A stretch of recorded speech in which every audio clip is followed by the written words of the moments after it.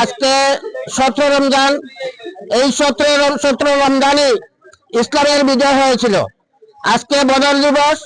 এই বদর দিবসে ছিনিয়ে নিয়েছিলেন। আজকের এই ইফতার মাহফিল থেকে আমি আশা করছি এই বাংলাদেশের সমাজকে আমরা ন্যায় ইনসাফ সমাজ হিসেবে করতে চাই। এই ন্যায় নীতি বা নিষ্ঠাবান একটা সমাজ গড়তে হলে আমাদেরকে ক্ষমতায় এমন লোক প্রেরণ করতে হবে যাদের মধ্যে সত্য এবং নিষ্ঠাবান রয়েছেন, তাদেরকে আমরা সমাজে প্রেরণ করতে হবে। তাহলে সমাজ পরিবর্তন হবে এবং ন্যায় ইনসাফের সমাজ হবে। এই ন্যায় ইনসাফের সমাজের আহ্বান রেখে আমি আমার বক্তব্য এখানে শেষ করছি। আসসালামু আলাইকুম ওয়া রাহমাতুল্লাহি ওয়া বারাকাতুহু। على رسوله محمد وعلى آله وأصحابه أجمعين.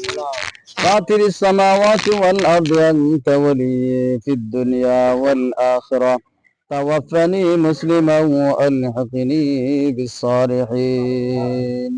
ربنا ظلمنا أنفسنا وإن لم تغفر لنا وترحمنا لنكونن من الخاسرين.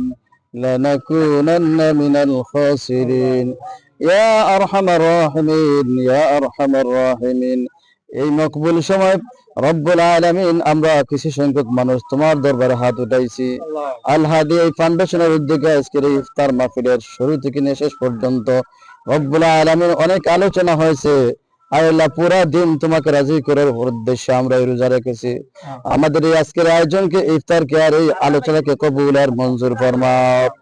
ইয়া আল্লাহ রাসূল আমাদের तमाम জীবনের গুনাহগুলিরে maaf করে দাও ইয়া আরহামার রাহিমিন। বিশেষ করে রব্বুল আলামিন ফিলিস্তিনের মুসলমানকে তুমি হেফাজত ফরমাও। আয় আল্লাহ তুমি ইরানের মুসলমানকে তুমি হেফাজত ফরমাও।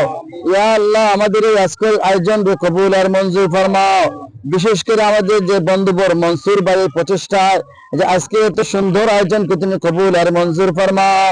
ইয়া আল্লাহ আগামী সিটি নির্বাচনে যে আমরা যে সিদ্ধান্ত নিয়েছি ওনাকে এই সিটি নির্বাচনে ওয়ার্ড কমিশনে দাঁড়ানোর জন্য রব্বুল আলামিন ওনাকে কামিয়াব করার তৌফিক দান ফরমাও ইয়া আরহামার রাহিমিন। বাকি যে রোজাগুলো রয়েছে যেইভাবে রাখলে খুশি আর